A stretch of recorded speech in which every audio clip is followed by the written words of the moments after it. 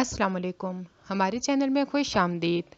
दीवान के ड्रामे का न्यू प्रोमो आ चुका है, जिसमें सुल्तान को आहिस्ता आहिस्ता अपनी गलती का एहसास होना शुरू हो जाता है। जब नरमीन मरती है, सुल्तान के चचा को सुल्तान पे बहुत ही ज़्यादा गुस्सा होता है।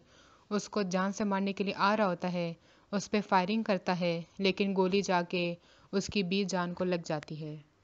सुल्तान पहले ही नरमीन के गम से नहीं निकला होता, अब उसकी 20 जान भी मर जाती है, बिल्कुल अकेला ही रह जाता है।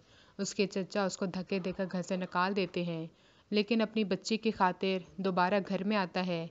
लेकिन उसकी चची उसे कहती हैं कि तुमने 2 लोगों का कत्ल किया है, एक तुम्हारी अपनी बीवी और दूसरा जिसने तुम्हें ज़िंदगी भर पाला।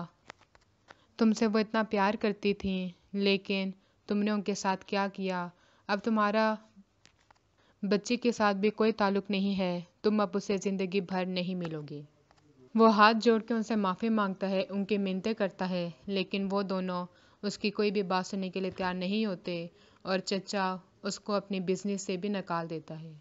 तब उसे नगीन की सारी बातें याद आती हैं कि उसका भी कोई कसूर नहीं था, मुझसे माफ़ी मांगती रही, मेरी मिन्नतें करती रही, लेकिन मैंने उसके साथ क्या किया। और दूसरी तरफ हारून को भी यकीन आ जाता है कि उसकी माँ ठीक होने वाली नहीं है। अपनी माँ को वार्निंग देने के लिए आता है कि आप ठीक हो जाएं। अगर आपने नगीन के साथ यही सलूक रखा तो मैं इस घर से चला जाऊंगा।